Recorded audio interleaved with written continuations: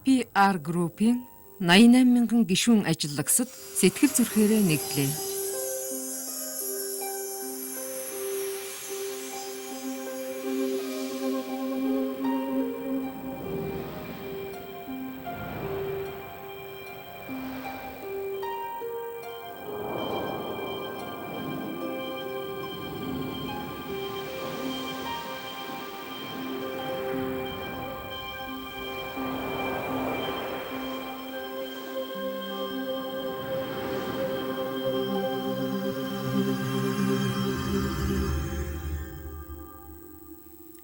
Их дэлхий.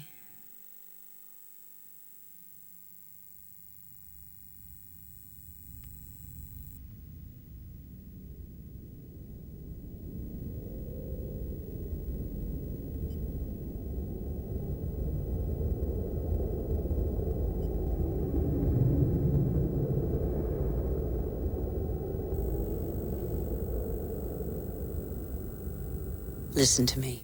Анхаарлаа хандуулахыг танаас хүсэж байна. Та бид бүгд адил Homo sapiens оюун ухаанд хүмүүс. Амьдрал 4 тэрбум жилийн тэртээ бүрэлдэн бий болсон сансар окторгын нэгэн гайхамшиг. Харин хүн төрөлхтөн бид 200 мянган жилийн түүхтэй. Гэсэн ч өнөө хүртэл амьдралын нэгэн бичигдээгүй хууль болох тэнцвэрт байдлыг олж чадаагүй л байна.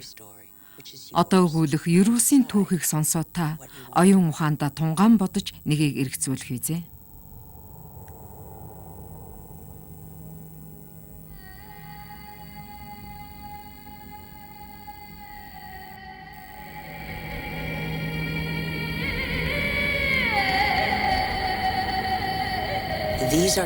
Энэ бол бидний гарал үүслийн улмөр.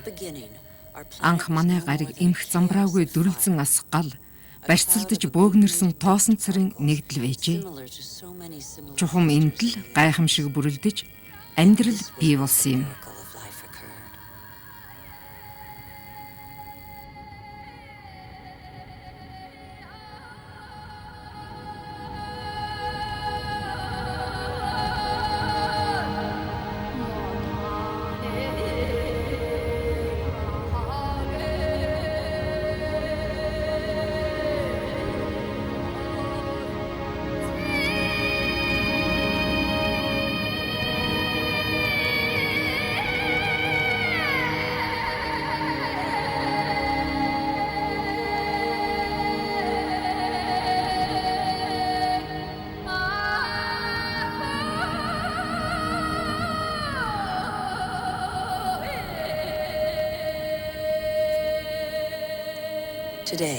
Эдгүй хүн гэдэг амьтан 4 тэрбум жилийн турш шилшилээ даган үүсч бий болсон тоймгүй олон төрөл зүйл амьд биетийн гинжин холбооны нэгэн хэсэг юм.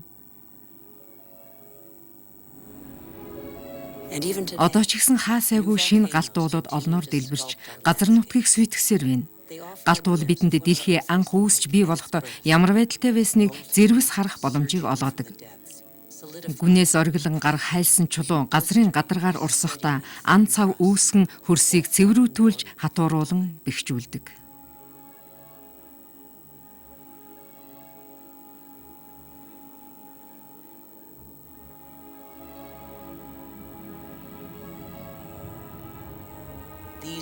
Газрын хэвлийгээс баагих энэ утаа балар эртний дэлхийн анхны агаар мандлыг санагдуулна. Хүчил төрөгчгүй агаар мандал. Усны өтгөн уур болон нүүрс хүчлийн хийгээс бүрдэх зузаан агаар мандал. Асар том зуух.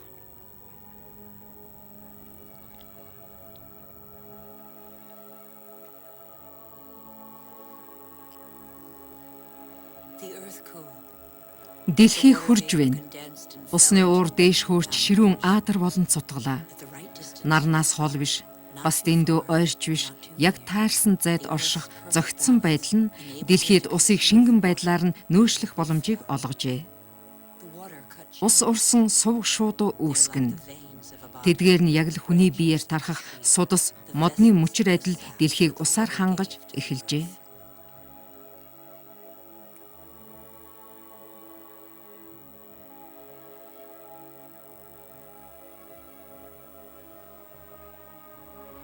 Гол ингэж урсахдаа хад чулуун дагуулгадах эрдэс бодисыг өөртөө шингэн далай тэнгисийн цэвэр ус руу юулдаг. Давсаар баялаг далай тэнгисийн ус хүнд байдаг нь ийм учиртай.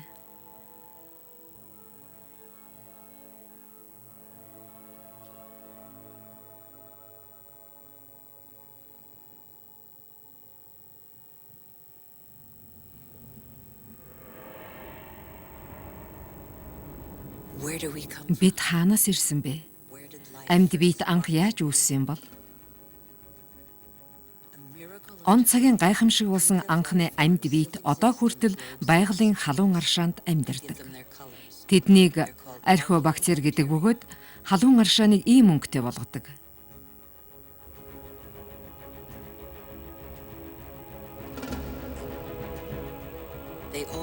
Тэд дэлхийг дулаанаар хангаж байдаг. Гэхдээ сионибактер болон хөх ногоон замгаас бусдна. Археобактер нарны маш их энергийг шингэн авах чадaltaй. Тэд бол өнгөрсөн болон өнөө үеийн бүх ургамлын төрлийн өв гэцгэн юм. Эдгээр өчүүхэн жижиг бактери болон тэдний сая үе залгамжлагчид дэлхийн хувь заяаг шийджээ. Тэд дэлхийн агаар мандлыг оргонгоор нь өөрчилсөн юм.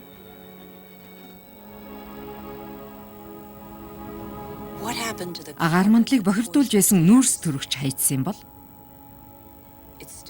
газрын гадаргууд тунан хуримтлагджээ. Энд нэгэн цагт бичил биетээр баялаг далай оршдог байж. Энд амьдарч байсан дунгууд агаар мандал дахь нүүрс төрөгчөөр тэжээгддэг байснаас ийхүү нүүрс төрөгч далайд шингэжээ. Эдгээр чулуун давхаргууд эрт цагийн олон сая бичил биетийн хальс хайрснаас үүссэн байна.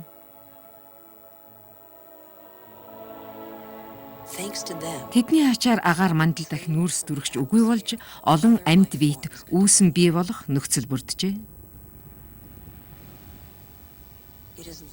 Амьд биетүүд агаар мандлыг өөрчилсөн. Ургамал нарны эрчим хүчийг шингэн усны молекулыг задлаж хүчил төрөгчийг салгаж авдаг. Ингэж агаарыг хүчил төрөгчөөр хангадаг байна. Дэлхийн усны эргэлтэнд тогтмол сэргээгдэх үйл явц юм. Хүрхрээ, усны уур, үүл, бороо, халуун аршаан, гол горх, далай тэнгис, мөсөн гол гэх зэргээр. Энэ эргэлт хизээч тасалдахгүй. Дэлхийн усны хэмжээ өөрчлөгдөхгүй тогтмол. Дэлхий дээр үүсч хөгжин амьдарч байсан болон одоо ч байгаа бүхэл амьд биет нэг аягнаас нэг ижил эрдэнэт усыг ууж ирсэн. Ус гэгч үнэхээр гайхамшигтай зүйл. Гэвч бас хамгийн тогтворгүй. Шингэн хэлбэрт ус урсаж хийн төлөвт уур болон дэгддэг бол хатуу биетэд хувиран мөс болон хөлддөг. Өвөл сагт Сибирийн нуурын гадарх хөлдөн тэлдэг. Хөлдөж уснаас хөнгөн болсон мөс нуурын мандал дээгүүр хөвнө. Мөсөн бүрхүүл хүйтнээс хамгаалах нөмрөг болон нуурын амьдрал үргэлжлэх нөхцөлийг бүрдүүлж өгдөг байна.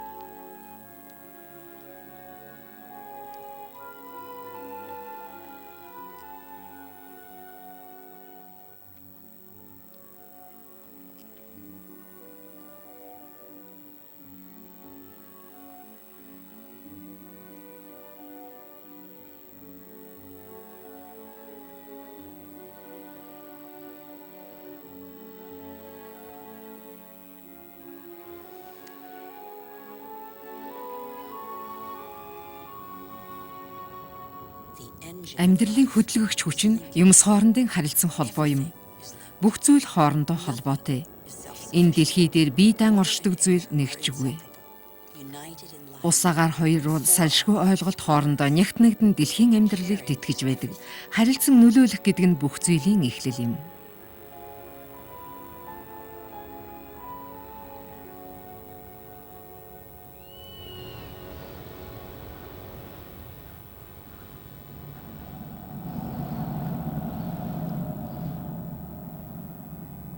Үүлэн дундаас харагдах далайн энэ ногоон хэсэг бол агаар дэх хүчил төрөгчийн их болог юм. Эндээс агаарт дэгдэх уурын 70% нь хүчил төрөгч байдаг бөгөөд далайг ийм өнгөтэй харагдуулж байгаа замаг түүнийг бий болгодог байна. Манай дэлхий нарийн тэнцвэрт байдал дээр оршдог. Нэг амьд биет нөгөөгийн оршин тогтнох нөхцөлийг бүрдүүлдэг. Энэ тэнцвэрт байдал маш нарийн хэрнээ хэврэг юм.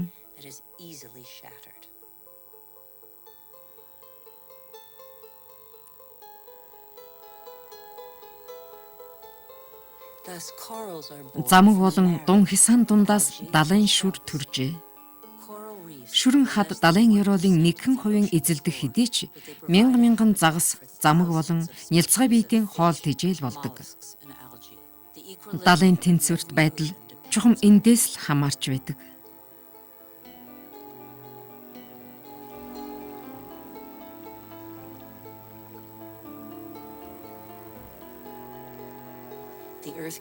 Дэлхий бүрэлдэн тогтнох хүртэл олон тэрбум жил өнгөрсөн. Ой мод бий болоход 4 тэрбум жил шаардагдсан байна. Амьд биеийн гинжин холбооны эхэн төгс бүтээл болох мод юм. Мод дэлхийн татах хүчийг үл тоохмод тэнгэрүүд багандна. Мод бол тэнгэрүүд багандсан цорын ганц амьд организм. Нарыг чиглэн навчсаа дэлгэн яаралгүйхэн ургана.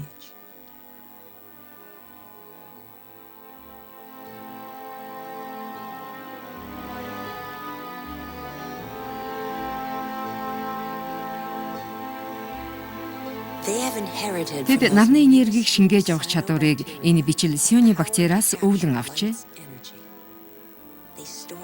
Нарны эрчим хүчийг шингээн авч мод навчсыг тэжээлээр хангадаг.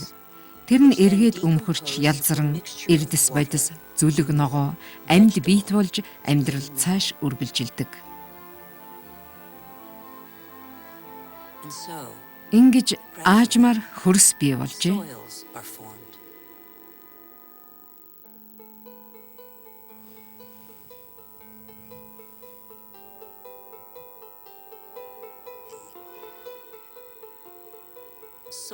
Хөрсөнд бичил биетийн зогсолтгүй үргэлжлэх, ухаж малтах, агааржуулах, хооллох, өөрчлөгдөн хувирах үйл явц өрнөдөг.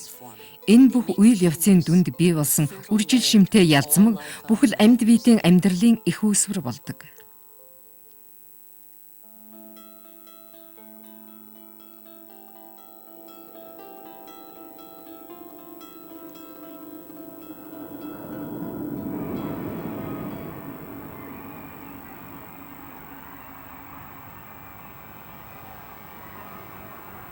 Газар дэлхий дээр өрнөх амьдралын талаар бид хэр мэдэх вэ?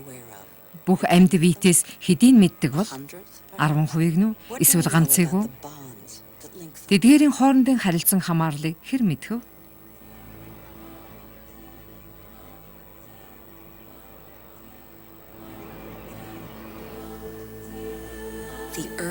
Дэлхий бол маш гайхамшигтай ертөнц. Амьд биет амьдралын нууцыг тайлах аргагүй юм.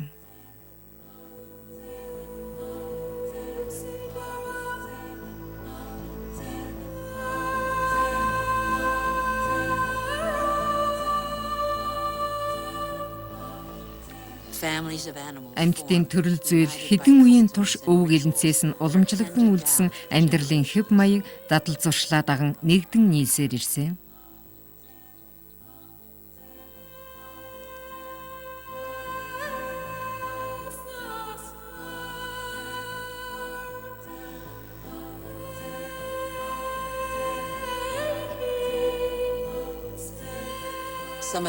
Зарим нь бэлчээр нутагтаа дасан зохицож, амьдрах орчинч тэднийг өөртөө дасгадаг. Аль алиндаа ашигтай. Амьтад байглаас тэжээл хоолоо олж авдаг бол модод дахин навчсаа дэлгэх боломжтой болно.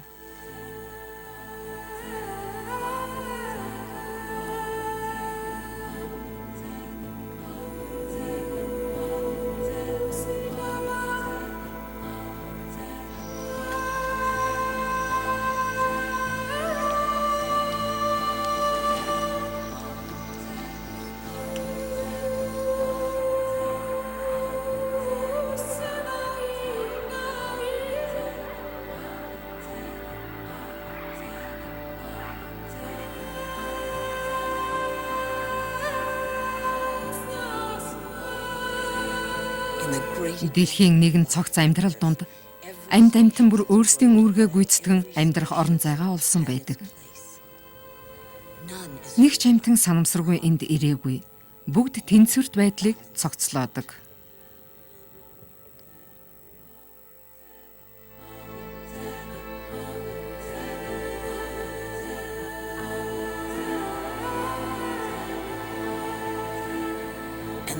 Оюунлаг хүн болох Homo sapiens бид ч мөн агуу түүхийг бичлэхээр энд ирсэн. Бид 4 тэрбум жилийн турш бүрэлдэн бий болсон асар баялаг амьдралын өв хөшгийг хүртэж байгаа билээ.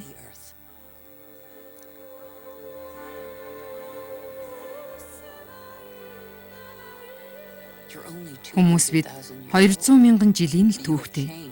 Гэтэл газар дэлхийн дүр төрхийг өөрчилсөн байна. Бид ялгаагүй эмзэг амьтан боловч бүхэл амьд амьтдын нутаглах газрыг эзлэн түрэмгийлж эрх мэдэлдээ авчээ.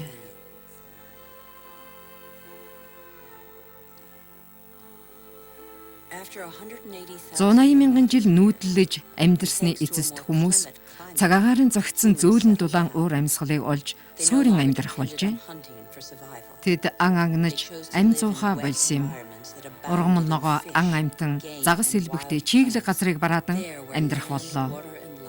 Ус элбэгтэй газрыг түшиглэн ахуй амьдралаа залгуулж эхэлсэн юм.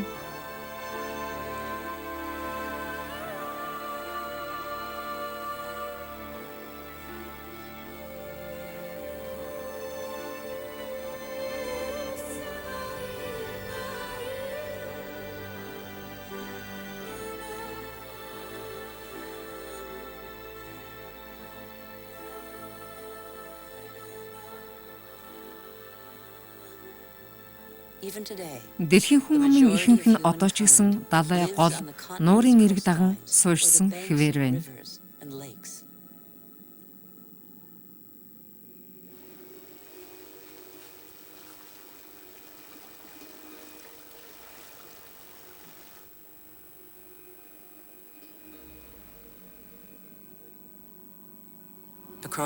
Дэлхий даяар 4 хүний нэг нь тэртээ 6000 жилийн өмнө хүмүүс хэрхэн амьдарч байсан тэр маягаар амьдарч байна. Улирлаас улирал дамжих байгалийн хишгийг түшгэлэн аж төрдөг. Хүн ам ихээр нягтарч суурьшсан чинэлэг орнуудыг бодвол хавьгүй их буюу 1.5 тэрбум хүн энэ жишгээр амьдарч байна.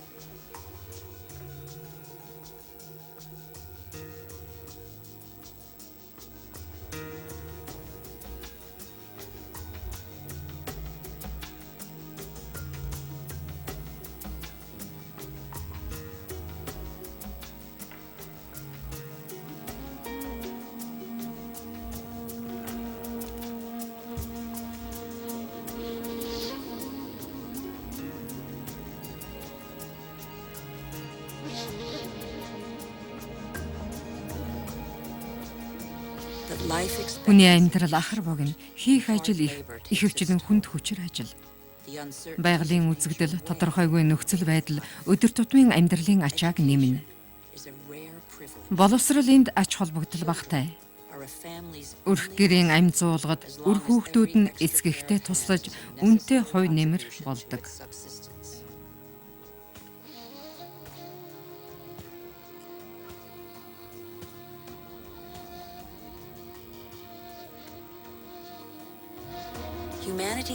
Хүн төрлөختөн эртнээс өөрсдийн сул талыг мэддэг байжээ.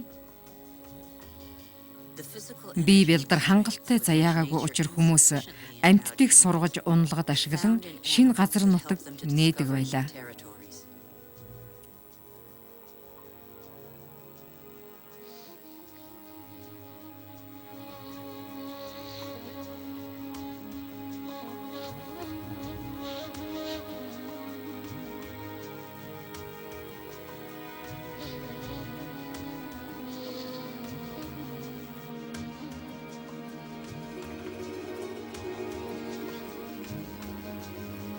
Гэвч гидс хоосон бол хорвоо дэлхийг хэрхэн эзэгнэх вүлээ?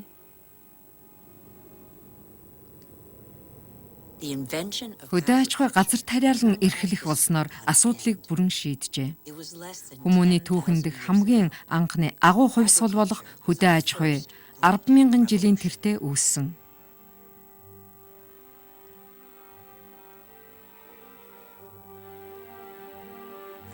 Эхний ургац хураалтаар илүүдэл гарснаар анхны хот соёл иргэншил үүсч эхэлсэн байна.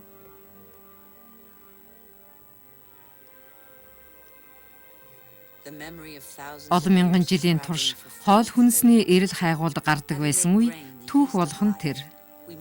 Амьдралын их үүсвэр болох үр тариаг тариалж эхэлснээр нэр төрлийн нэмэгдүүлж хөрс болон цагаагаарт дасгаж суржээ.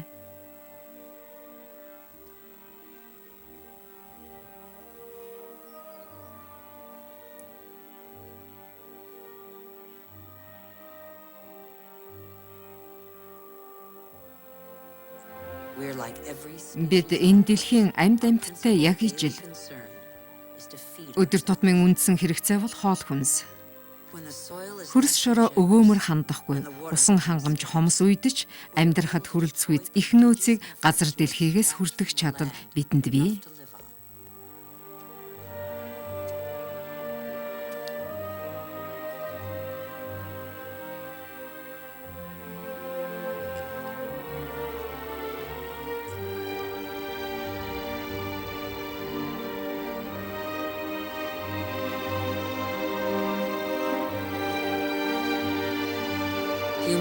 Хүмүүс газар дэлхийг урт удаан хугацааны турш ашиглаж, шаардсан зүйлийг өгч, эргээд хүснээ авч хүртсээр хэлбэр төрхийн өөрчлөх боллоо. Хөдөө аж ахуй дэлхийд даяар өргөн тархсан ажлын байр хэвээр байна. Хүн төрөлхтний тэн хагас нь газар тариалан эрхэлж, тэднээс 4-ний 3 нь нүцгэн гараараа газар малтаж байна.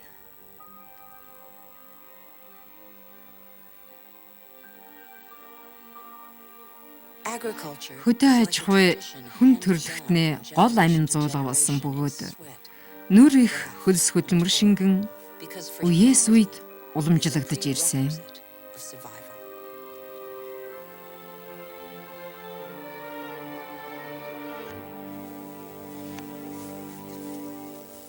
Олон зууны турш барь чадал тэсвэр төвчээртэй найдаж ирсэн хүн төрөлхтөн сая нэг газрын хөрсөнд далд нуугдсан түлшийг гарган авч хэрэглэж эхэллээ.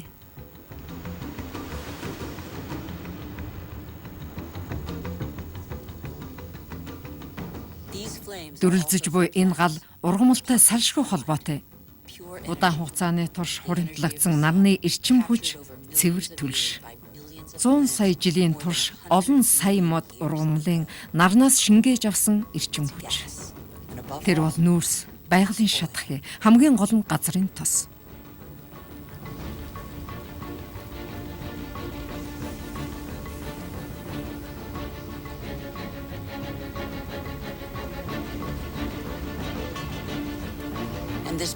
Газрын хөрсөнд хуримтлагдсан нарны эрчим хүч хүн төрөлхтний хөдөлмөрийг асар ихээр хөнгөвчлөө. Хүмүүс газрын тосыг нээснээр цаг хугацааны дөнгнөөс чөлөөлөгдсөн юм. Байгалийн асар их баялагийг эзэмшснээр зарим нь зүүдэлжж байгаагүй амар амгалан ая тухыг олжээ. Амьдралын багахан мөчлөг болох 50 жилийн дотор газар дэлхий урд хожид байгаагүйгээр огцон өөрчлөгдлөө.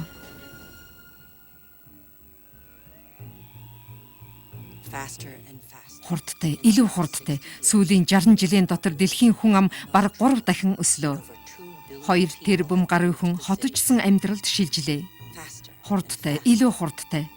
Хятадын Шэнзэн 40 жилийн өмнө загасчдын тосгон байсан энэ хот одоо тэгэнгэр багнасан 100 барилга олон сая оршин суугчтай. Хурдтай, илүү хурдтай.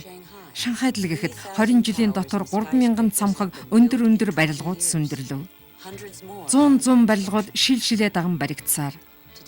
Өнөөдөр дэлхийн 7 тэрбум хүний тэн хагас нь хот суурьнд амьдарч байна.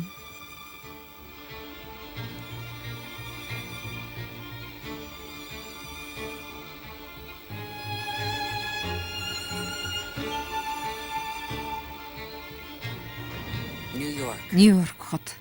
Хүний оюун ухаан дэлхийн нөөц баялагийг амжилттай ашиглаж чадсны тод жишээ болсон хүн ам ихээр төвлөрсөн ууган хотуудын нэг. Нүүрс болон газрын тосны хэмжээлшгүй хүчин чадал, олон сая цагаач иргэдийн хүч хөдөлмөрийн үр дүн.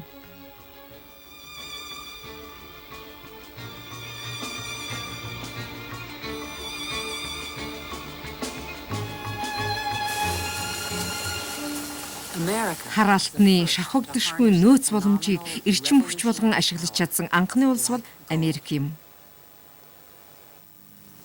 Ажлын талбар дээр машин техник хүний хөдөлмөрийг орлож байлаа.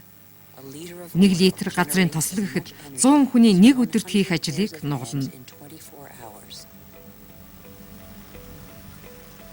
Америкийн нэгдсэн улсад одоогоор 3 сая гаруй аж ахуйн ферм үлдээд байна.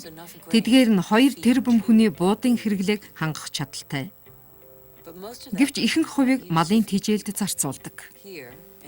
Энд Америкт болон бусад үйлдвэрчсэн улс оронд үр тариаг малын тэжээлд болон био төрш гарган авахд ашигладаг.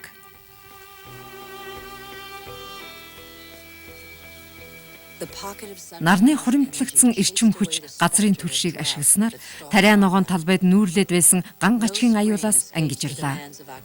Хаврын улиралд газар тариалан эд өрнөх агаад үүнд дэлхийн хүн амын усны хэрэгцээний 70%-тэй тэнцэх усыг зарцуулдаг. Байгалийн бүх зүйл хоорондоо холбоотой. Тариа ногооны болон тусгай зориулалтын талбай нэмэгдснээр шимэгч хорхой олноор өвчжээ. Гэсэн ч газрын тоснос гарган авсан шавжны хороор тэднийг устгаж чадсан байна. Ургац муу авах, ургацаа алдах болон өлсгөлн, түүх болон үлдлээ. Орчин үеийн хөдөө аж ахуйн үр өгөөж болох илүүдл ургацыг хэрхэх тухай асуудал толгойн өвчин болох болов. Гэвч хортон шавж устгадаг хорт бодис агаар, хөрс, ургамал болон гол далайд шингэсэн юм. Бүх амьд биетийн эд эсэд гүн нэвчин шингэжээ. Өлсгөлнгөөс ангижрахын тулд тариалсан тариа, ногоо, эргээд хүний биед хортой нөлөө үзүүлэх юм биш үү? Хамгаалалтын шар хувцастай эдгээр фермерүүд нэгийг бодсон бизээ.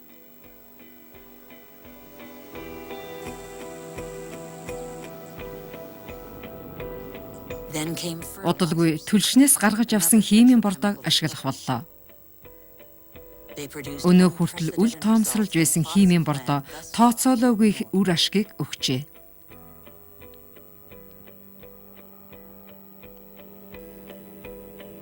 Тариа ногоо, хөрс, цагуурт дасан зогцож, үржил шимтэй нэр төрөл бий болохоос гадна тээвэрлэлтэд тэсвэртэй боллоо. Ингээд өнгөрсөн зуунд гэхэд олон мянган жилийн турш фермерүүдийн гаргаж авсан нэр төрлийн 4/3 нь ашиглагдхаа болсон байна.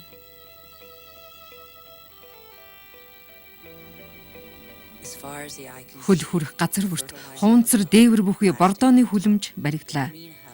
Европын ногоон цэцэрлэг гэгдэх Испани алмар мужийн хүлэмжүүдийг та харж байна. Жижиг хотын дайтай ногооны хүлэмжүүд их газрын хүнсний дэлгүүрүүд рүү ногоо зөөх 100 ачааны машины хүлээсээр. Улс орон хөгжихийн хэрээр махны хэрэгцээ өснө. Дэлхийн нийтээр өсөн нэмэгдэж байгаа энэ хэрэгцээг төвлөрсөн үхрийн фермергүйгээр хэрхэн хангах вүлээ? Хурдтай, илүү хурдтай. Малын идэж тижэл болох зүлэг нух гэж энд үгүй. Мах боловсруулах үйл явц эндхийн өдөр тутмын ажил юм. Олон сая үхэр талхалсан энэ бэлчээр нутагт та ганц ширхэг өвсний иш олж үзэхгүй. Испанийн үнцэг болон бүрээс ачааны машины цуваа үл тасрах бөгөөд олон тонн буурцэг болон уургаар баялаг үр тариан тижэл тонн мах болон хувирна.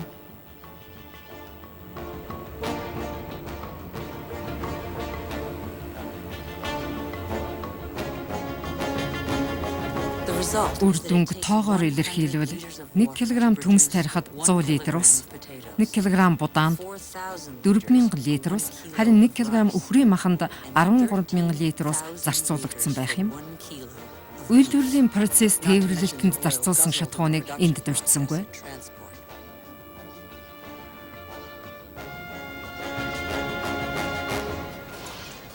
Хөдөө аж ахуй газрын түлшнээс бүрэн хамааралтай боллоо.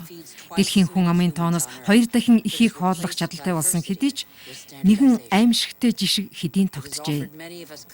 Олон хүмүүсийн мөрөөдлийг биелүүлж амар амгалан ая тухайг олсон ч газрын тос биднийг өөрөөсөө шууд хамааралтай болгосон юм.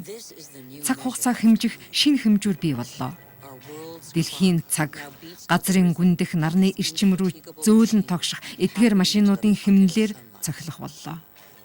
Дэлхийн нийт мөрөөдөл төөрөгдлийн хөг хэмнэлд нэгэнт гүн автжээ. Бидний хэрэглээг даган цэцгэлж буй бас нэгэн төөрөгдөл бол сувдаг шунхай сэтгэл юм.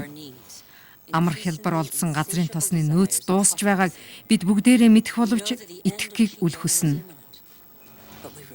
Америкийн мөрөөдөл нэгэн домогт хотын нэрээр биелээ олсонтэй бүгд санал нийлнэ. Тэр бол Лос Анжелес хот. 100 км сунаж тогтсон энэ хотын автомашины тоо хүн амынхан тоотой бараг тэнцүү. Өдөш бүр энд цахилгаан эрчим хүч гайхалтай шоу үзүүлнэ.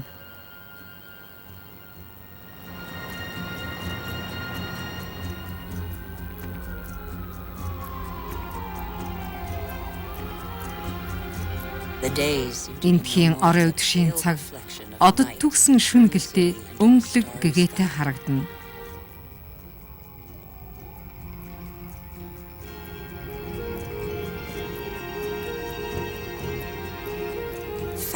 Хурдтай, илүү хурдтай. Газрын холыг уртаар биш, минутаар хэмжих болжээ. Дотор давчдам хотын төвөөс зайдуу зах газрын өрх бүр хувийн байшинтайгаас гадна автомашинтай. Шилжлээ даган зэрэгцэх цэмцгэр байшингууд мухар гудамжаар цааглагдана. Азтай цөөхөн хэдэн орны аж амьдралын хэв маяг мэдээллийн суугаар дэлхийн нийтэд хүрч олон хүний шарыг гоцайлгоно. Энд Бээжинд хүртэл баян орны хэв маягийг дуурайн тэдний хуучирсан загварын байшинг олноор хуулбарлан барих болсон байна.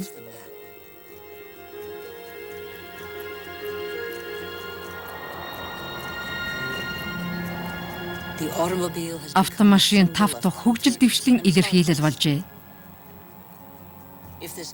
Бүх улс орон энэ жишгийг дагаж эхэлвэл одоо байгаа 900 сая тээврийн хэрэгсэл 5 тэрбум болж өсөх болно. Хурдтай, бүр хурдтай. Дэлхийн хөгжихийн хэрээр эрчим хүчээр цангах боллоо. Хаасайгүй машин техник газрын хэвлийг ухаж өрөмдөн урж тасдсаар балар эрт газрын гүнд нуугдсан одны хэлтэрхийг хайж байгаа хэрэг. Тэр бол эрдэс баялаг.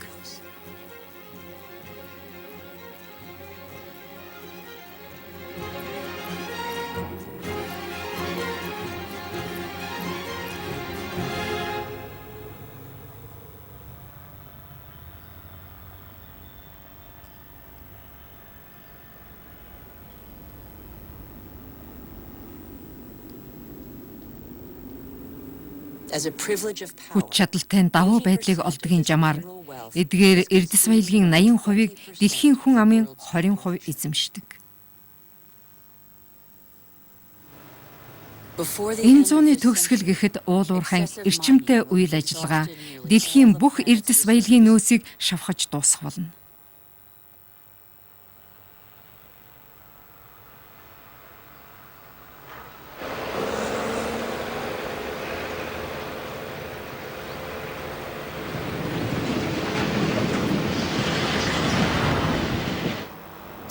Хурдтай, илүү хурдтай. Усан онгоцны үйлдвэрт газрын тосны болон хийн ган сав мөн ачааны усан онгоцуудыг олноор үйлдвэрлэдэг бөгөөд даяарчлагдсан үйлдвэрлэлийн бүтээгдэхүүнийг тээвэрлэнэ. Ихэнх хэрэглээний бараа бүтээгдэхүүн үйлдвэрлэгчээс хэрэглэгч орон хүртэл олон мянган километр замыг туулдаг. 1950 оноос хойш олон улсын худалдаа 20 дахин өссөн тооцоо гарчээ.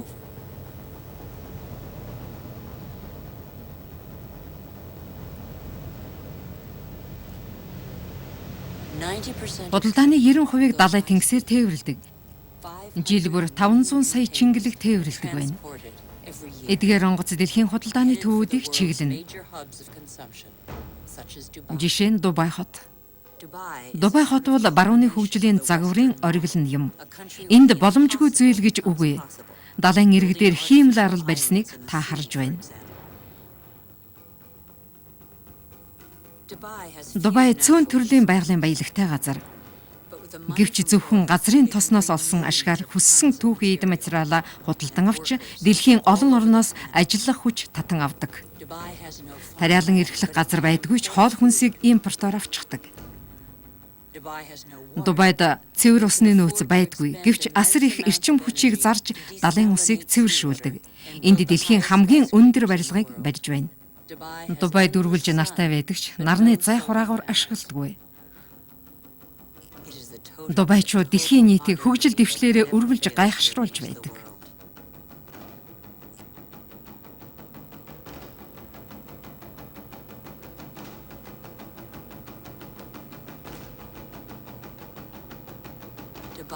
Дубай хот дэлхийн бүх мөнгийг даллах гэрэлт цамхаг юм.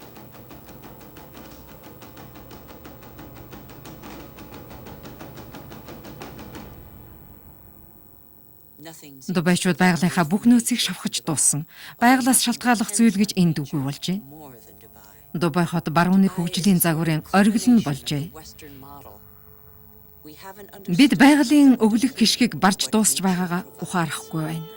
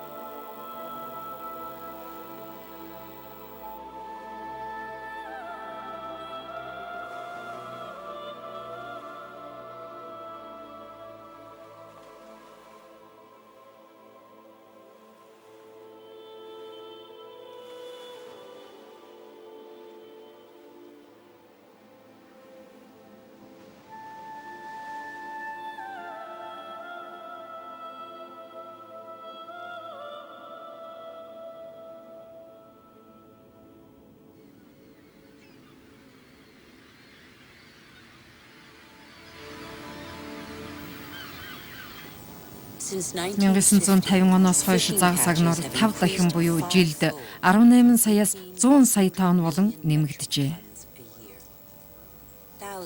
Олон мянган агнуурын усан онгоц далай тэнгисийг хоосолж байна.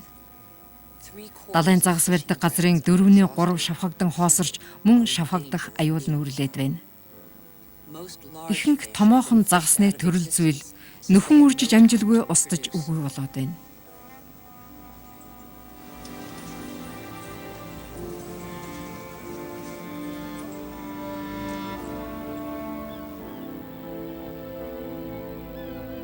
Бидэнд өгсөн амьдралын мөчөлгийг бид өөрсдийн гараар сүйтгэж байна.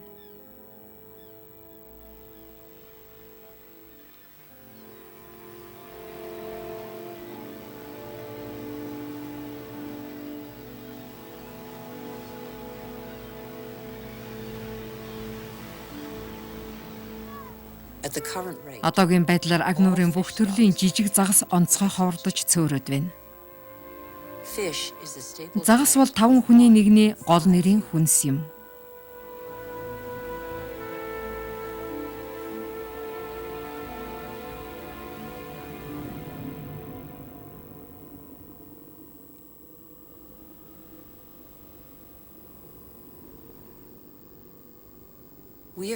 Бид байгалийн нөөц баялаг дуустдаг гэдгийг мартжээ. Нягтарч суурьсан Европын хүн амаас хавьгүй их буюу 500 сая хүн цөл нутагт амьдарч байна. Тэд усны үнцнийг хинээс жилүү мэдэх учраа ариулан хэмнэдэг. Эндхийн хүмүүсийн амьдрал гүний худгаас бүрэн хамааралтай. Нэгэн цагт энд бороо хор элбэг ордог байсан бөгөөд газрын гүнд нэвчин шингэжээ. Тэр цаг бол 25,000 жилийн өмнө юм. Гүний ус цөл газарт тариа ногоо ургуулan хоол хүнсээ бэлтгэхэд чухал ач холбогдолтой. Эдгээр дугуй тариа ногоон талбайн голд гүний худаг угсан байх бөгөөд усжуулалтын системтэй. Гэвч маш өндөр үнээр бүтдэг байна. Гүний ус нүхэн сэргээгддэггүй.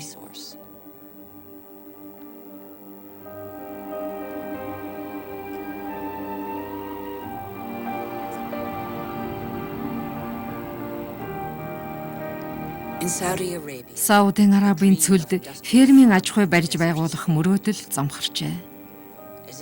Эдгээр эрээн цоохор болсон дугуйнуудаас танд гэрэлтэж харагдаж байгаа нь үйл ажиллагаа зогссон талбай юм. Харин гүний худаг усжуулах систем нь ажилласан хэвээр байна. Гэтэл гүний ус шавхагдж байгаа нь хамгийн аимшигтай.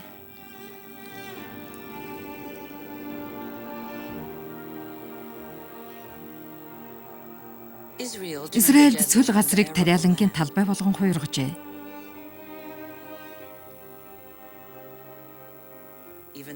Эдгээр хүлэмжийг баг багаар усжуулдаг хэдий ч экспортын эрэлтийг даган усны хэрэглээ нэмэгдэх нь гарцаагүй.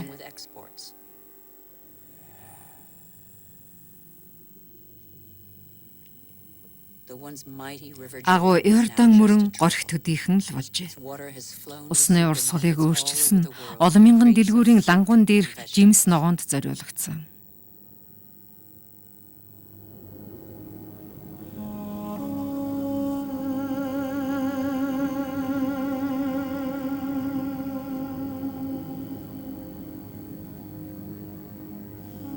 Иордан мөрөн цорын ганц жишээ биш ээ. Дэлхийд даяар томоохон гол мөрний 10% нь жилийн хэдэн сарын турш далай тэнгист цутгаж чадахгүй байна.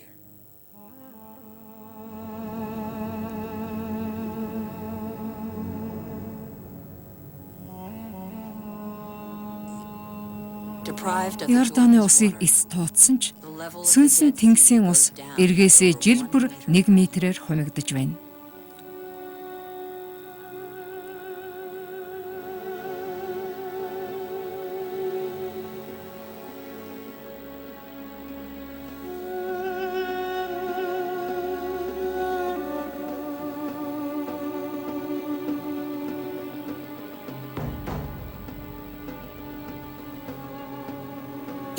Энэ этхэг улс эрх зуунд улсны хомогдолд хамгийн ихээр өртгөн тодорхой болоод байна. Сүүлийн 50 жилийн дотор 21 сая ходог ухсан бөгөөд өс нэмэгдэж буй их хэмжээний хүн амыг усаар хангадаг. Энэ этхэгийн ихэнх нутагт ус гаргахын тулд улам гүн өрөмдөх хэрэгтэй болдог байна. Энэ этхэгийн баруун хэсгийн худгийн 30% ашиглагдхаа болжээ. Газрын гүний усны давхарга нь хэдийн хатаж ихэлсэн байна. Усан давхарга дахин сэргэхийн тулд борооны улирлаас хуримтлагддаг асар их ус шаардлагатай. Хуурай улирлд нутгийн эмэгтэйчүүд нүцгэн гараараа газар ухаж байна.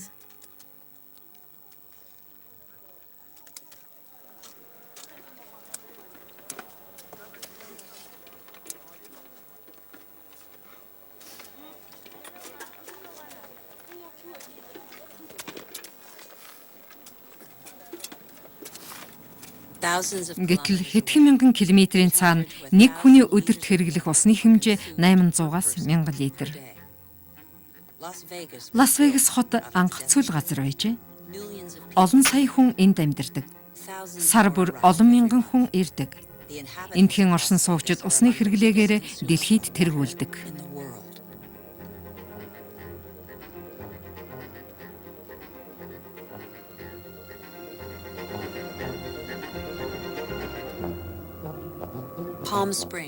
Калифорни Палм Спринг хот анх цөл байсан бол одоо энд халуун орны мод ургамал өтгөн зүлэгтэй гольфийн талбай бий. Зүүд зэрэглээ шиг энэ хот хэр удаан байх вэ?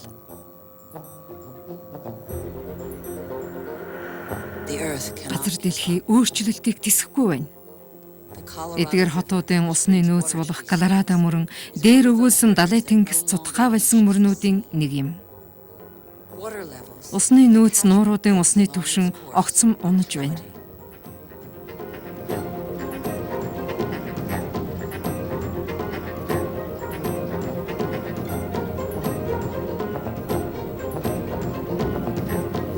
Усны хомсдол 2025 он гэхэд 2 тэрбум хүнийг хамрах болно.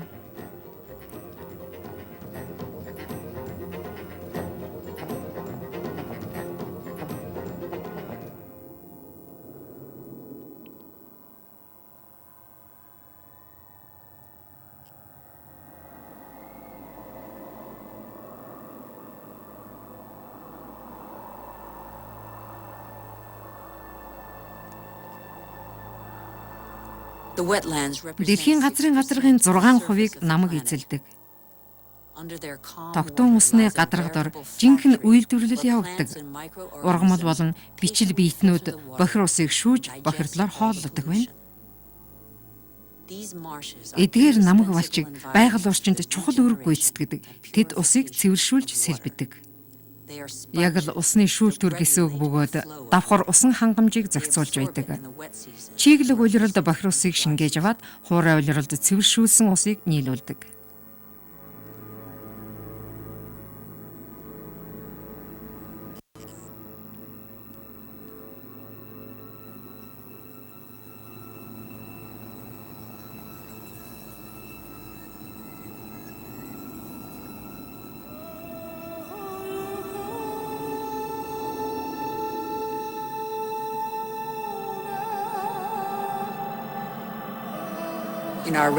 Илүү өргөн газар нутагт эзэн суух гэсэн бидний хүсэл бэлчээр нутаг хөдөө аж ахуй, байшин барилгын газрын эрэлт нэмэгдсэнтэй холбоотой.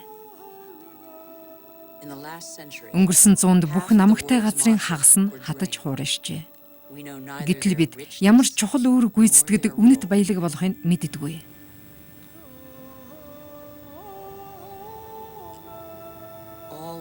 Бүх амьд биет хоорондоо холбоотой. Ус, агаар, хөрс, мод. Хорвоо дэлхийн гайхамшиг бидний нүдний өмнө байна.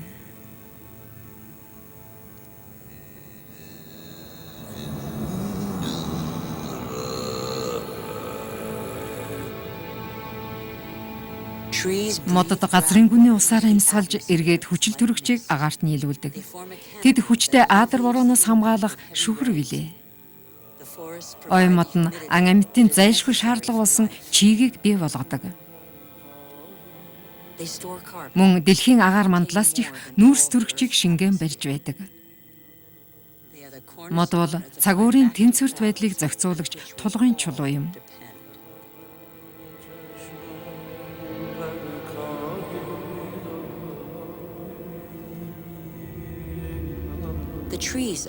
Ой мод дэлхийн бүхэл амьд амьтны 4/3-ийнх нь орон гэр амьдрах орчин болдог.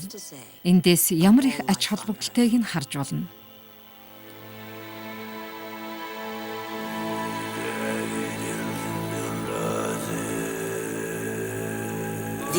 Бидний хэмжилдэг эм танг ой модноос гаргаж явдаг. Мод ургамалд нуугдах гайхалтай бодисын хүчинд бидний өвчин зовлон илааршдаг билээ. Хүмүүс бид ялгаагүй байгаль эхийн бүтээл. Бид бүгд нэг гэрүүл юм.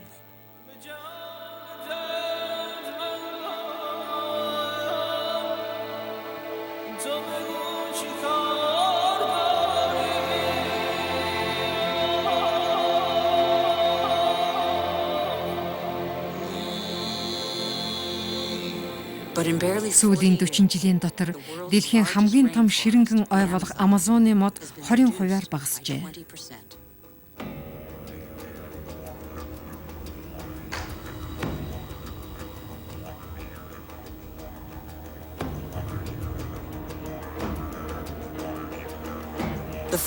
Ой мод мал аж ахуйн болон буурцгийн фермд зайгаа тавьж эхэллээ. Европ болон Азид буурцгийн ургацын 95%-ийг дахиад шувуу малын тэжээлд зарцуулдаг. Эцсийн дүндээ ой мод идэж мах болон хуурдаг.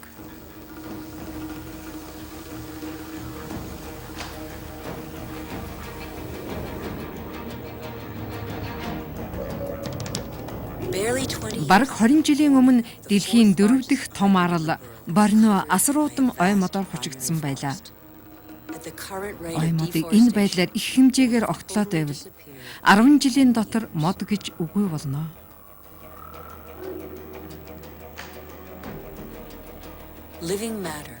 Амьд амьтан, ус, агаар, газар дэлхий, нарны эрчим хүчгүйгээр оршин тогтнохгүй. Борнеод байгалийн амьд харилцаа өргөн далайцтай явагддаг байж.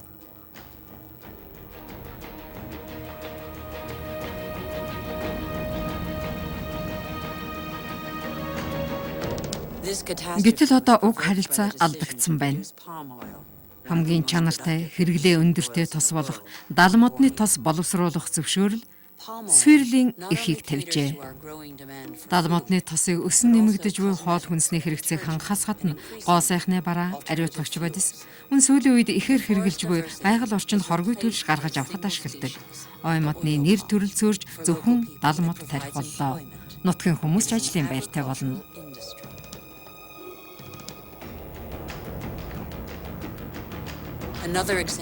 Хөдөө аж ахуйн маш том үйлдвэрлэл энд явагдаж байна. Ой модыг ихээр тайрч байгаа бас нэгэн жишээ бол мөнх ногоо мод болох эвкалипт юм. Уг модоор цаас хийдэг. Сүүлийн 50 жилийн дотор цаасны хэрэглээ 5 дахин өссөн бөгөөд эвкалиптыг энэ хэрээр тарих болжээ. Нэг ой нөгөөг орлож чадахгүй. Эвкалипт ой өөр бусад ургамал ургах нөхцөлийг хаадаг. Учир нь түүний навч хортой хөрс давхаргыг бий болгодог. Маш хурдан ургадаг хэдий ч усыг ихээр уудаг. Буурцаг, дал мод, эвкалипт ой шаардлагаас хэтэрсэн хэрэглээ ой модыг устгаж байна. Ой модыг тайрч байгаа нь зарим нэгний амин зуулгад эергээр нөлөөлжээ.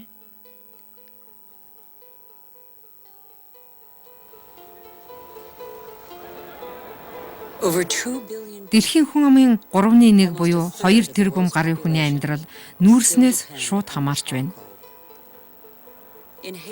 Дэлхийн хамгийн ядуу буурын орнуудын нэг болох Гаитийн хүн амынх нь гол хэрэглээ нүүрс юм. Карибын тэнгисийн сувднаас үүдэлтэй ядуурал гадны тусламжгүйгээр амьдрахад тун хүнд болжээ.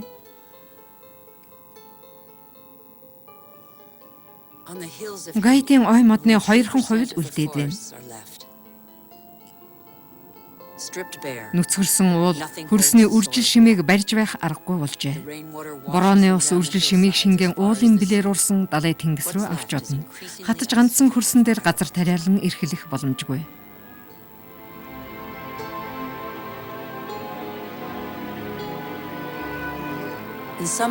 Мадагаскарын зарим нутгийн газрын илэгдэл бүр гайхалтай харагдана. Уулын бэлд хэдэн зуун метр үргэлжлэх гүнзгий нүх харагдана. Газрын хөрс нь нимгэн, хэврэг бөгөөд амьд биетээр дүүрэн байдаг. Илэгдлээс болж олон мянган жилийн турш бүрэлдэн тогтсон газрын хөрс үгүй болжээ.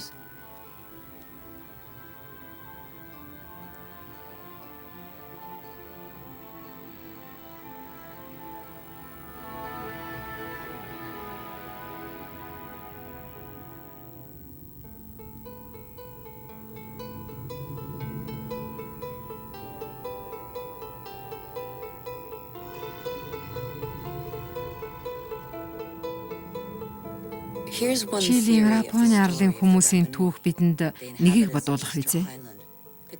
Их газраас тусгаарлагдсан энэ арлын бүх нөөц баялагийг юу ч үлдээлгүй бүгдийг ашиглаж дуусгажээ. Эцсийн дүнд эндхийн хүн ам тис үлдсэнгүй. Эдгээр арал дээр дэлхийн хамгийн өндөр дал мод ургадаг байлаа. Одоо үгүй болжээ.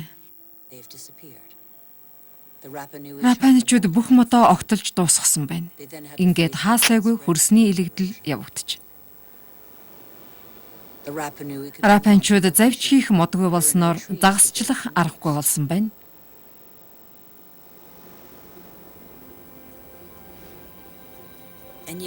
Гэсэн ч тэд хамгийн гайхалтай соёл иргэншлийг цогцлоосон хүмүүс билээ. Фермерүүд, уран баримлчид, хөлөг онгоцны жолооч гээд хүн ам хит олширхын сацуу байгалийн нөөц ховордоод л байлаа. Бослого үемэн өлсгөлэн гихчлэн нийгмийн олон ч үзэгдлийг үзэж туулжээ. Гайхамшиг аюулт үзэгдлийг олон хүн тиссэнгүй.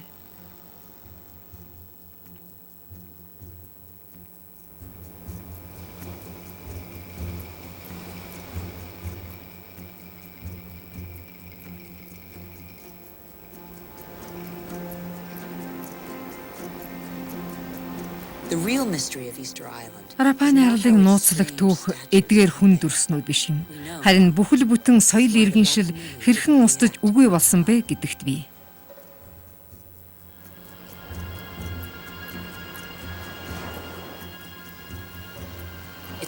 Олон таамаглал төсөөлөл байдаг ч өнөөгийн бидэнд тулгараад байгаа байдал нэгийг хэлж байгаамаа.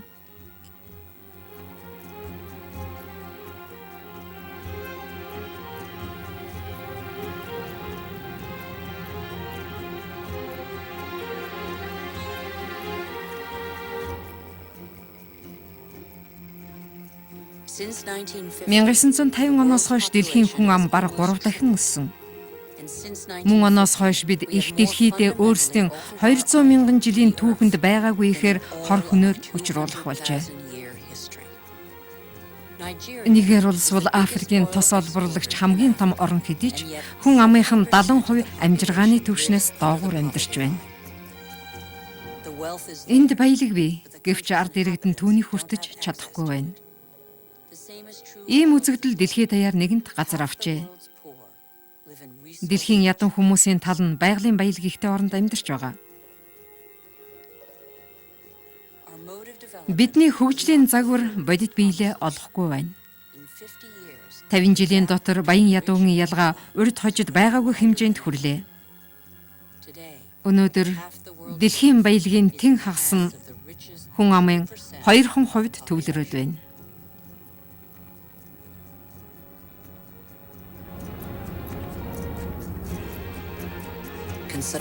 Энэ тэнцвэргүй байдал юунаас үүдв? Санаанд багтамгүй их хүн амын шилжилт хөдөлгөөн явагдаж байна. Нигерийн Лагос хот 1960 онд 700 мянган хүн амтай байлаа. Энэ байдлаараа 2025 он гэхэд энэ тоо 16 саяд хүрэх болно. Лагос хот бол дэлхийн хүн ам ихээр төвлөрж байгаа хотуудын нэг юм. Шинээр шилжин иргэсийн ихэнх нь фермерүүд байдаг бөгөөд эдийн засаг, хүн ам зүй болон байгалийн нөөцийн хомсдлоос болж энд ирдэг. Хөгжил дэвшилгэхээс илүүтэй амь зуух шаардлагаас үүдсэн хүн амын эрс өсөлт.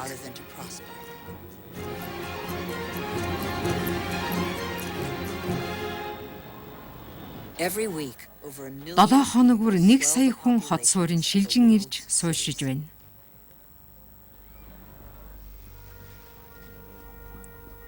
Зургаан хүний нэг нь найдваргүй эрүүл бус орчинд амьдарч байна. Тэд өдөр тутмын хэрэгцээ болох ус, цахилгаан, ариун цэврийн хэрэгцээг хангаж чаддаггүй.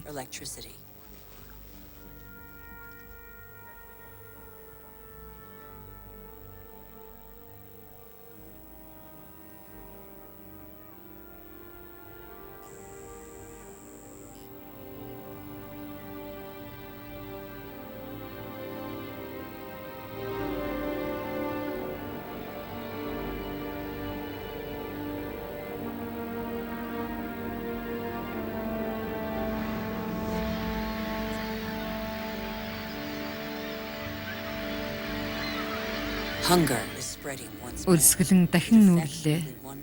1 тэрбум гаруй хүн өлсгөлөнд нэрвэгджээ.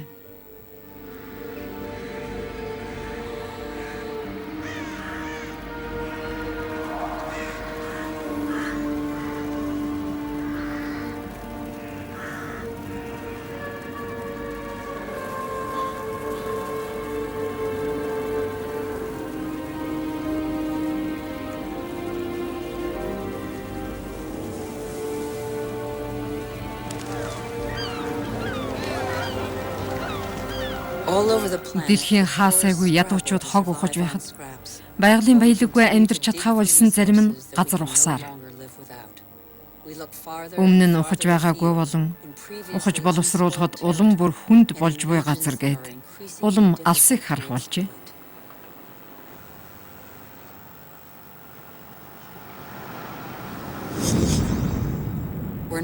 Бид загвараа өөрчлөхгүй байна. Газрын тос дуусахгүй гэж үү? Канадын газрын тос агуулсан элсийг бид ухсаар байна. Хамгийн том ачааны маш олон мянган тонн элс зөөнө. Элсийг халааж царцыг ялгаж авах үйл явц олон сая куб метр ус шаарддаг. Асар их эрчим хүч хэрэгтэй. Бохирдол онц ноцтой хэмжээнд хүрлээ.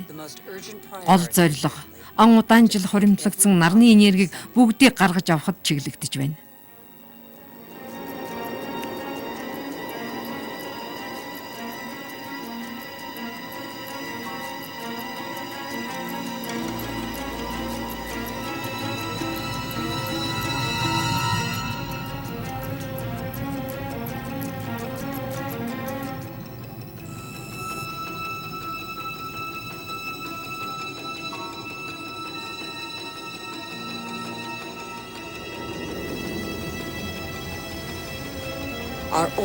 Газрын тосны ганц савны хэмжээ улам бүр томорсоор эрчим хүчний хэрэглээ тогтмол өсөж байна. Бид яг л ёроолгүй зуух шиг их эрчим хүчийг хүсэх болсон тэр хэмжээгээр түлшний эрэлтийг нэмж байна.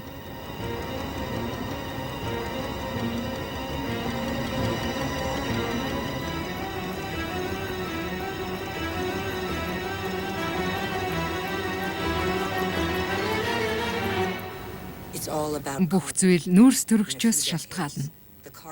Хэдхэн 10 жилийн дотор нүүрс төрөгч манай агаар мандлыг пишин болгон хувирглаа. Олон сая жилийн турш үүсч цэцгэлсэн амьд байгаль ууршин үгүй болох гэж байна. Агаар мандал улам бүр халсаар байна. Хэдхэн жилийн өмнө энд усан онгоц хөвнө гэхэд хэн ч итгэхгүй байх байсан.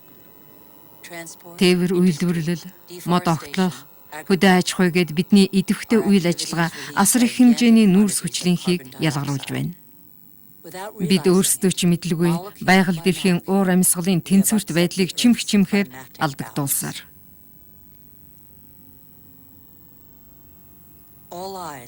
Дэлхийн дулаарлын нөлөө илт мэдрэгдэж буй туйлууд анхаарал татаж байна. Дулаарл маш хурдан нэмэгдэж байна. Хойд туйлын Америк, Европ, Азийг холбодог суваг улам бүр тэлсээр байна. Хойд туйлын мөсөн гадар хайлж байна. Дэлхийн дулаарлын уршгаар 40 жилийн дотор мөсөн давхрах 40%-аар нэмгэрчээ. Жил бүр зуны цагт мөсөн гадарх нэмгэрсээр 2030 оны 100 гэхэд бүр мөсөн хайлна гэсэн тооцоо бий. Зарим нь энэ хугацааг 2015 он гэж хэлж байна.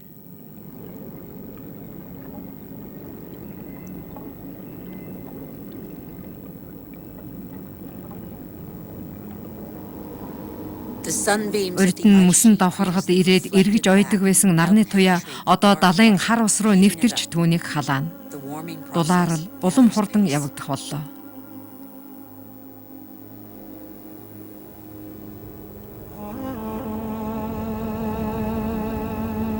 Эдгээр мөс манай дэлхийн үүх түүхийг тэмдэглэн үлдсэн. Нүүрс хүчлийнхээ хуримтлал хэдэн зуун мянган жилийн турш ийм их хэмжээтэй байгаагүй ажээ. Хүн төрлөختөн урд нь ийм уур амьсгалд амьдарч байгаагүй.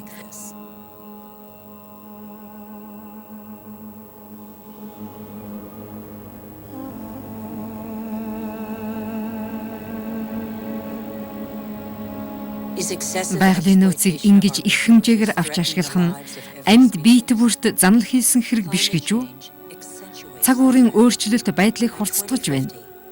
2050 он гэхэд амьдтын 4/1 нь устж үгүй болох аюул нүүрлээд байна. Туйлын бүс нутагт байгалийн тэнцвэрт байдал хэдийн алдагджээ.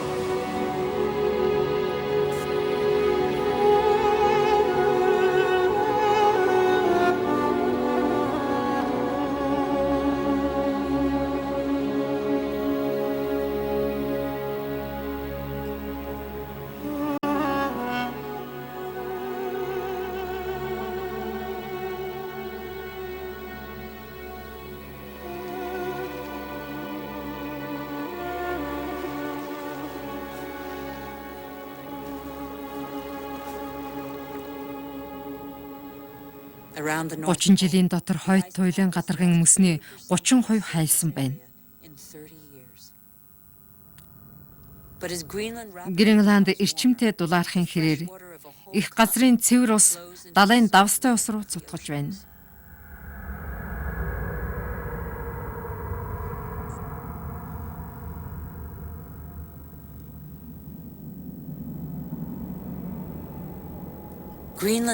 Гренландын мөс дэлхийн цэвэр усны нөөцийн 20% агуулж байдаг.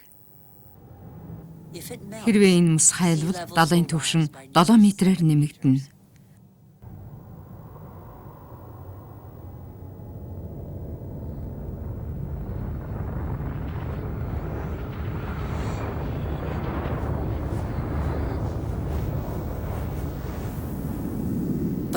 Гэтэл энд ямар ч үйлдвэрлэл явагддаггүй.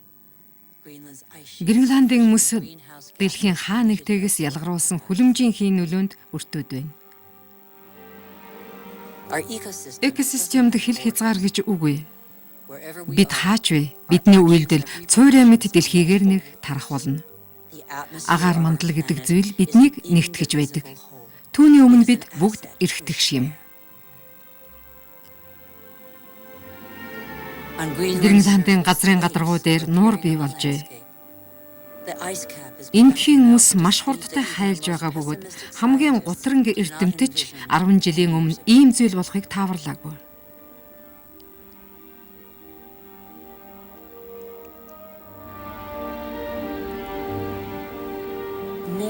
Цаг ирэх тусам олон мөсөн гол нийлж томорсоор мөсөн гадаргыг нөхөлж байна. Мөсний гүнд очоод ус хөлдөнө гэж таамаглаж байсан хэдий ч эсрэгээр доогуур нь урсаж мөсөн давхаргыг далай руу авч оддог байна.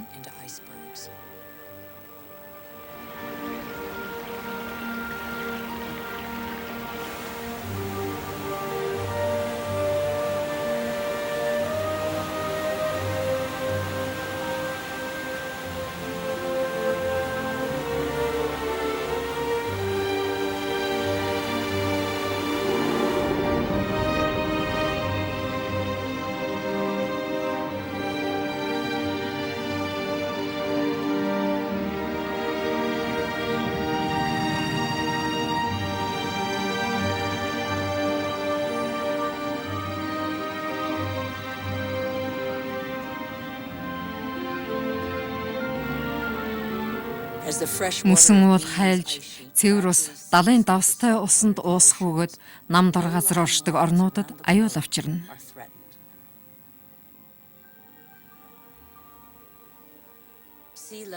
Далайн усны түвшин нэмэгдэж байна. Ус халахын хэрээр тэлдэг бөгөөд далайн түвшин 20 дугаар зуун гэгтэл 20 см-ээр нэмэгдэжээ. Бүх зүйл тогтворгүй болж эхэлжээ. Ялимгүй температурын өөрчлөлтөнд мэдрэмтгүй далайн шүрэн хадны 30% нь үгүй болоод байна. Тэдгээр нь амьд амьтдын гинжин холбоонд чухал үүрэг гүйцэтгэдэг юм.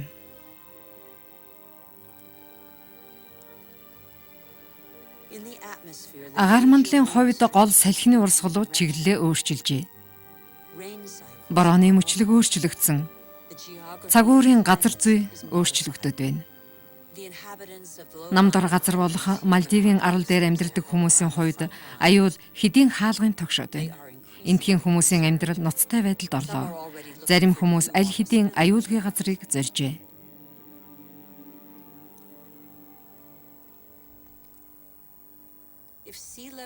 Хэрвээ далайн түвшин энэ хэрээр хурдтай нэмэгдээд байвал хамгийн их хүн амтай Токио болон бусад томоохон хотуудад юу тохиолдох вэ? Жил ирэх тусам эрдэмтдийн анхааруулга улам төгшүүртэй болж байна. Дэлхийн хүн амын 70% далайн ирэг дээр амьдарч байна. 15 томоохон хотын 11 далайн ирэг болон далайд цутгадаг том голтой хилэлдэг. Далайн түвшин нэмэгдэхийн хэрээр давс ундны усанд занал хийлэх боллоо. Шилжилт хөдөлгөөн бол гарцаагүй зүйл. Гол асуудал бол түүний цар хүрээ юм.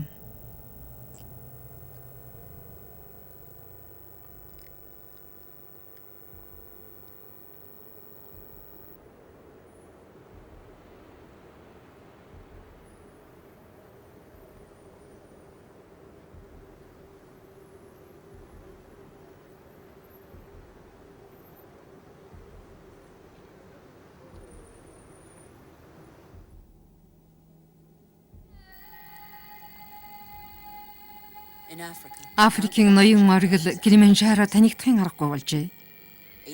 Эндхийн мөсөн голын 80% үгүй болсон байна. Зуны цагт энд гол урсгай байсан. Нутгийн хүмүүс цэвэр усны гачаалд ороод байна. Дэлхийн хамгийн өндөр оргил Гималайн нурууны мөнгө цас мөсөн гол татарч байна. Өнөө хүртэл эдгээр гол дэлхийн усны эргэлтэд голлох үүрэг гүйцэтгэж байсан юм. Борооны улиралд их хэмжээний ус энд хуримтлагдан хөлдөж, зуны цагт хайлж урсдаг.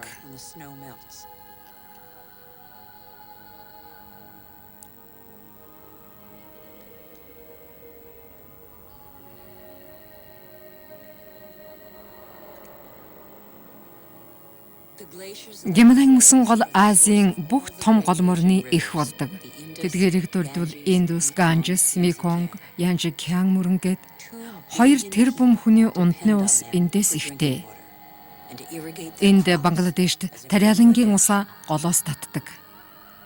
Ганжес болон Брахмапура мөрний бэлчирт орших Бангладеш Гималайн оргилд явагдах үйл явц болон далайн түвшнээс шууд хамааралтай. Бангладеш улс хүн ам нэгт суурьшсан төдийгүй хамгийн ядуу буурай орнуудын нэг юм. Дэлхийн долларын нөлөө аль хэдийн энд нүүрлэж эхэлжээ. Үер ус хар салхины үр уршгаар газар нутгийн 3/1 сүйдээд байна. Ард иргэд дэлхийн долларлаас үүдэлтэй байгалийн гамшигаас болж нүүцгээж байна.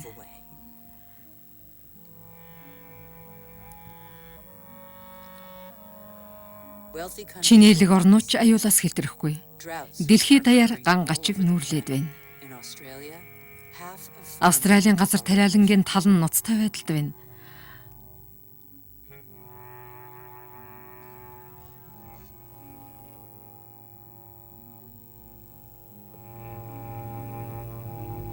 $12 мянган жилийн турш бид цагуурийн эвгээлд байсан ч одоо түүний өөрчлөлтөд хүчин нөхсдөж байна.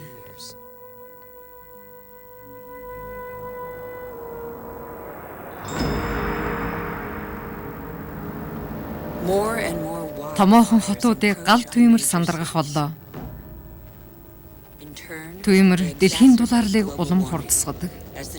Мод шатахтаа нүүрс хүчлийн хий ялгаруулна. Бидний цагуурын байдлыг зохицуулж байдаг тогтолцоо үгүй болж байна. Цагуурыг хянж байдаг ой мод дүрлзэн шатах боллоо.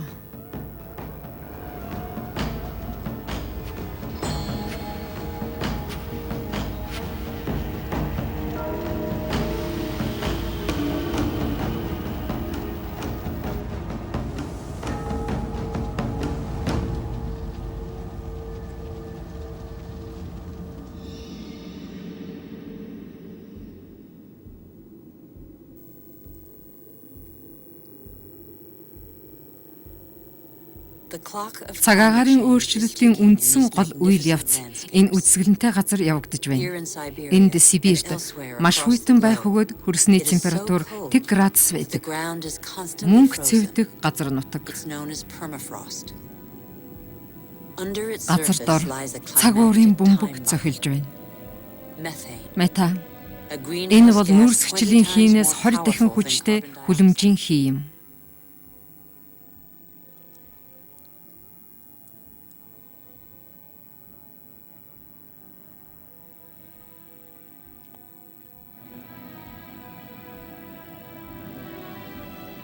Хэрвээ мөнгө цэвдэх хайлбал метан агаарт дэгдэж хүлэмжийн хий хяналтгүй нэмэгцээр учирч болох эрсдлийг хинч тооцож мэдэхгүй.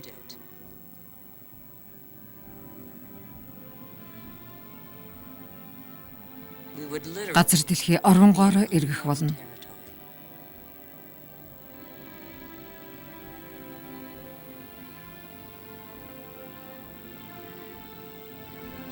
Хүн төрөлхтөнд аимшигт ирээдүйг өөрчилж газар дэлхийг аврахад 10 хүрэхгүй жил үлдээд байна. Бид хянах боломжгүй аимшигт нөхцөл байдлыг бий болгосон.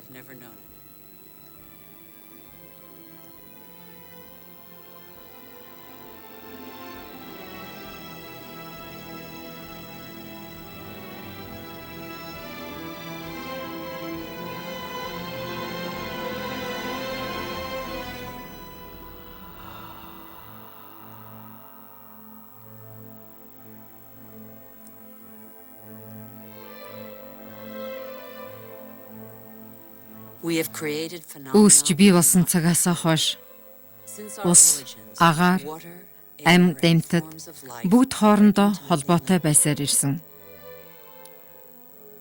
Гэвч хүн бид энэ холбоог тасалж байна. Байдлыг бодитоор харцгаая. Бид мэдэж байгаа зүйлдээ итгэх хэрэгтэй. Бидний харсан энэ бүгд хүний үйл ажиллагааны үр дүн юм. Бид газар дэлхийн өнгө төрхийг өөрчилсөн. Үүнийгээ засахад маш богино хугацаа үлдэж. 9 тэрбумаар тоологдох хүн төрлөختний хийсэн үеийн үрийг их дэлхий яахан тэсвэлээ.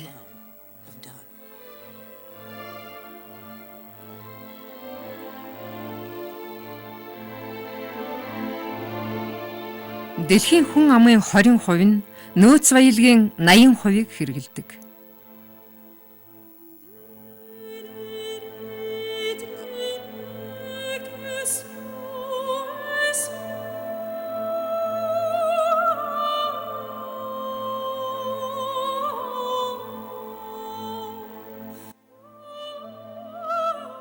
Дэлхийн нийтээр цэрэг дайны зардалд хөгжиж буй орнуудад үзүүлэх тусламжаас 12 дахин ихийг зарж байна.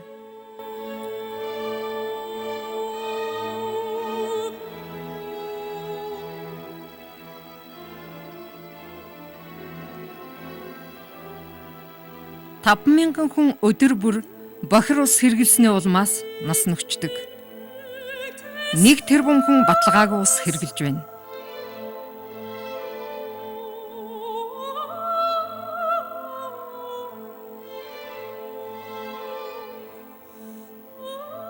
Ойролцоогоор 1 тэрбум хүн байнгын өлсгөлн явдаг.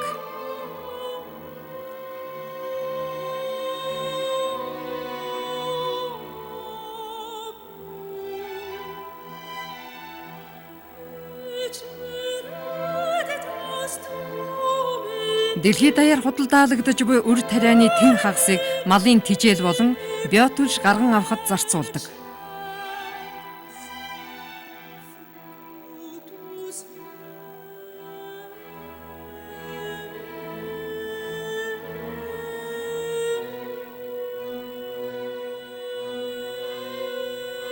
Хагалах боломжтой газрын 40% нь урт хугацааны эвдрэл гэмтэлд өртсөн.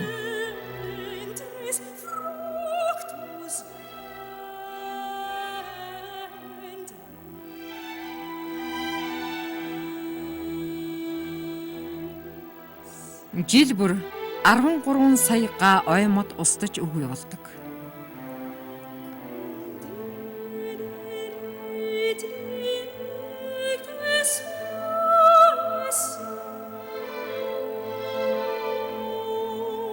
Сүүн тижээлтэн 4 амьтны нэг, 80 шувууны нэг, газар усны явагч 3 амьтны нэг устж үгүй болох аюул тулгараад байна. Амьд амьтад байгалийн жамаас 1000 дахин хурдтайгаар устж өргөдөж байна.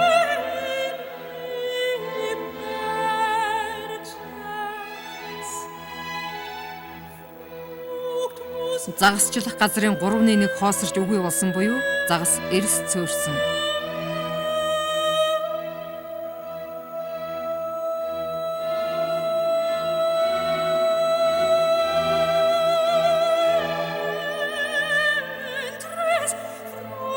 Сүүлийн 15 жилийн цаг агаарын дундаж температур хамгийн өндөрт тооцогдоод байна.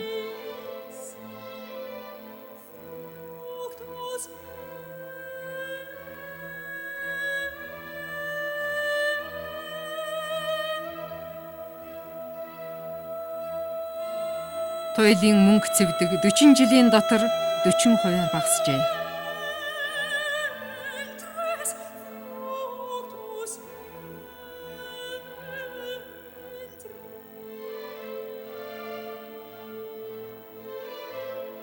Урьдчилсан тооцоогоор 2050 он гэхэд 200 сая хүн цаг уурын өөрчлөлтөөс болж дөрвөн.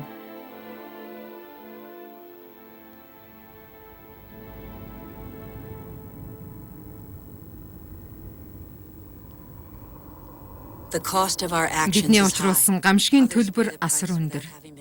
Бичлэн оролцоогүй ч бусд нь давхар төлөлцөж байна. Би цаг агаарын өөрчлөлтөөс дөрвөгсдийн лагер жижиг хотын дайнд хүрснийг үзсэн. Хичнээн том хүн хүүхдүүд маргааш ихэд замын хажууд орхих толоо. Ядуу зүдүү байдал болон аз жаргалтай амьдралыг зааглах хан хэрмийг хүн төрлөختний эв санааны нэгдэл нураах учиртай. Гутарч суух цаг дууссан. Би ганц хүн хан хэрмийг нурааж чадахыг үзсэн. Гутарч суух цаг дууссан. Дэлхийд даяар 5 хүүхдийн 4 нь сургууль соёлд хамрагдах болсон. Урд нь хизээч ийм их хүн сурч боловсрч байгаагүй. Баян ядуу хинч болов хувь нэмрээ оруулах цаг болсон. Лесото дэлхийн хамгийн ядуу орнуудын нэг боловч боловсролдоо зарцуулж буй хөрөнгөөрөө дээгүүр бичигдэж байна. Катар бол дэлхийн чинээлэг орнуудын нэг бөгөөд тэнд хамгийн чанартай их сургуулиуд үүд хаалгаа нээж байна. Соёл урлаг, боловсрол, судалгаа болон шин технологи. Энэ бол үл шавхагдах нөөц баялаг юм. Олон сая төрлийн бус байгууллагууд өлсгөлэн гайхамшигын хажуугаар хүн төрлөختний эв санааны нэгдэл улам батчиж байгааг баталж байна. Бангладешт нэг хүн сэдээгүйг сэдэж зөвхөн ядуучуудад зээл өгдөг банк нээжээ.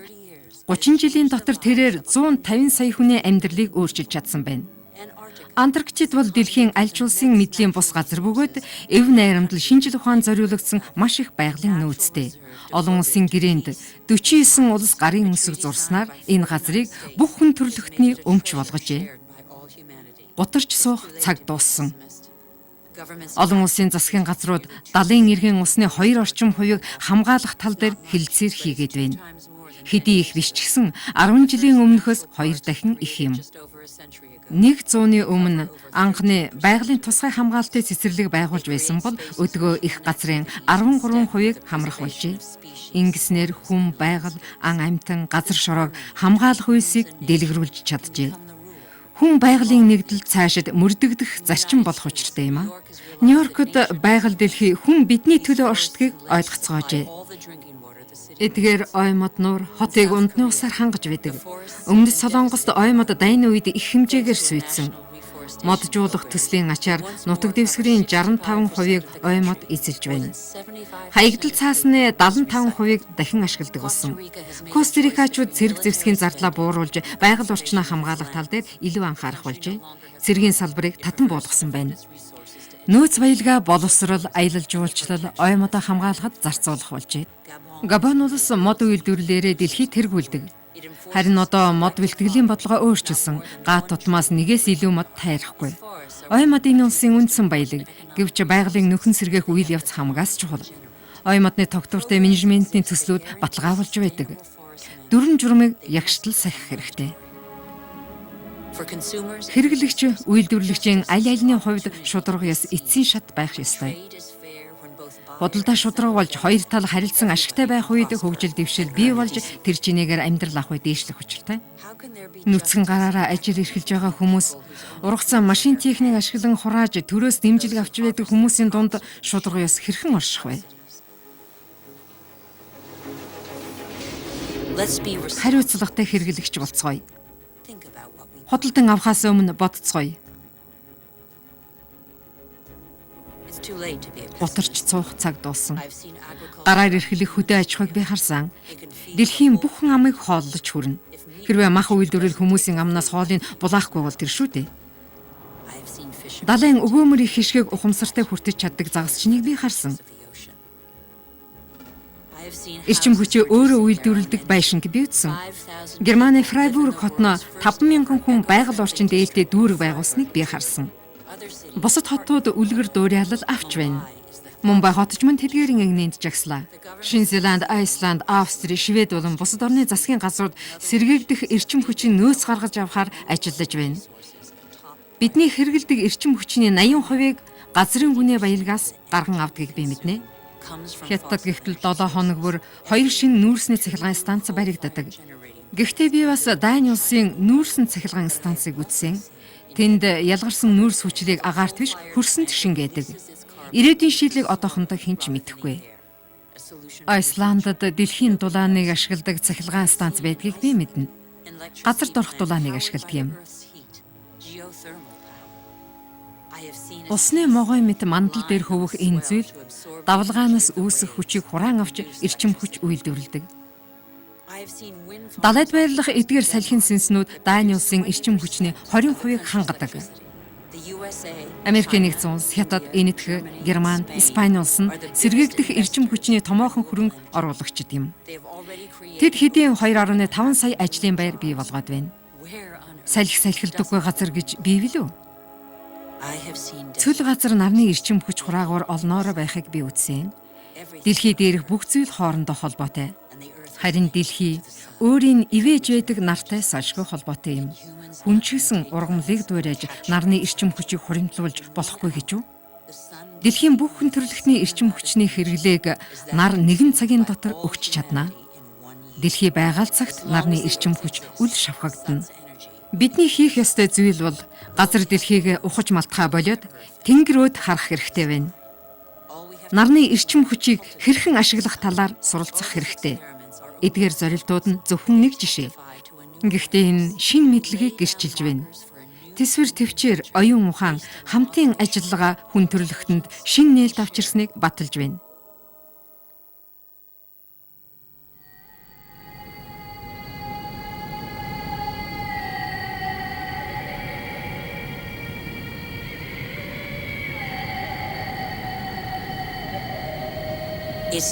Бид нэгдэх цаг болжээ. Хамгийн чухал зүйл бол үлдсэн зүйлээ хамгаалах.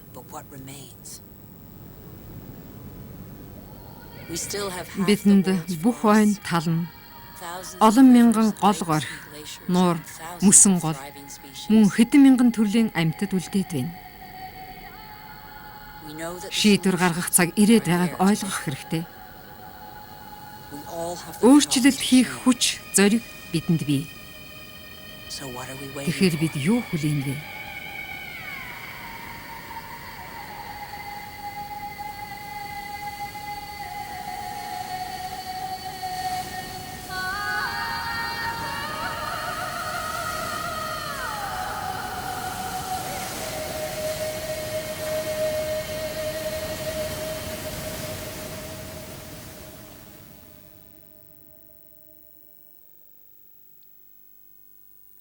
Ирээдүйд юу болохыг бид л шийдэх болно.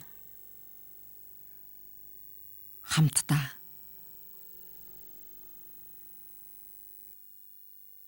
Орчуулсан эрхэм бэлэг, хянан тохиолдуулсан тэгшээ, тайлбар уншсан Цэмпэлмаа, дууны найруулагч Эрдэнэчимэг, Монголын үндэсний олон нийтийн телевизийн дуу үйлчилгээний студи 2009 он.